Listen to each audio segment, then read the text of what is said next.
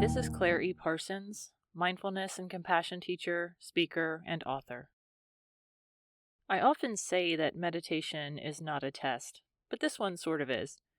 In this practice, you will get a chance to explore relative strengths in your mental traits. Though I teach meditation, I am not a visual person, so I have had to learn ways to modify practice to suit my own needs. This brief practice will give you a chance to explore your ability to visualize and connect with physical sensation. It is not intended to diagnose conditions, so consult with your care providers if you have any concerns, but it may offer you some clarity about what meditation practices and approaches might serve you best. Let's get started. Find a comfortable seat. Ideally, you will find a way of sitting or resting that allows you to be both relaxed and alert. We'll only be here for a few minutes, so just find something that you can hold comfortably for about 5 to 10 minutes. Begin by taking a moment to settle in. You can connect to your breath for a few rounds, notice the stillness of your body, or connect with the silence in your environment. Whatever helps your mind settle and open up and your body relax is fine to do. Just take a moment to do that here, to allow your mind to clear and allow your body to feel relaxed and at ease.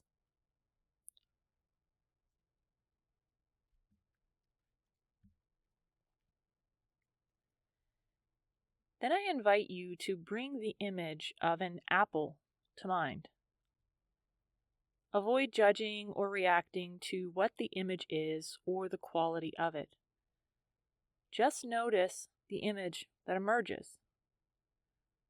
Once you have the image of this apple in your mind, I encourage you next to get curious about it and explore it a little more deeply. How clear is the apple that you can see in your mind? Does it look like a photograph of a real object, or more like a drawing or cartoon? Are you seeing an image at all? If you do see an image, is the image of the apple just a shape or an outline, or is there more detail? Can you see color? Does the apple have a leaf or a stem? Is there any context that the apple is appearing in? Or are you only able to visualize an apple in isolation, floating in your mind's eye? Does your mind create the image of this apple on its own, or does it feel like you have to work at it? Do you still have the image of the apple in your mind? Has it stayed steady, or is it now gone?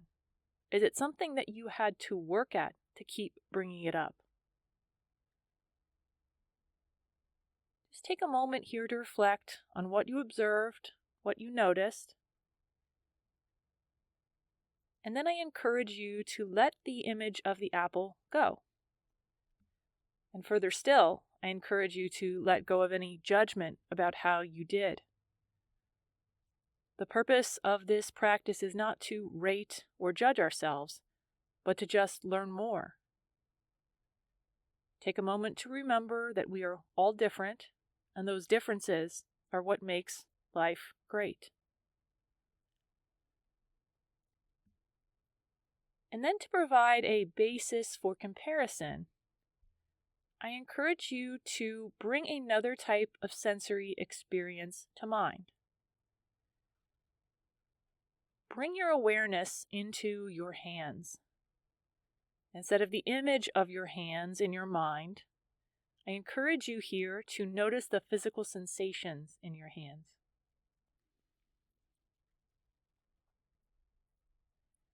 Can you notice the sensations in your hands together or individually? How intense are the sensations that you feel? Do you feel sensations at all? What words or qualities would you use to describe what you feel? And how detailed and varied can you get with this? Do you notice tingling or pulsing or temperature or the fact that your hands might be resting and not moving?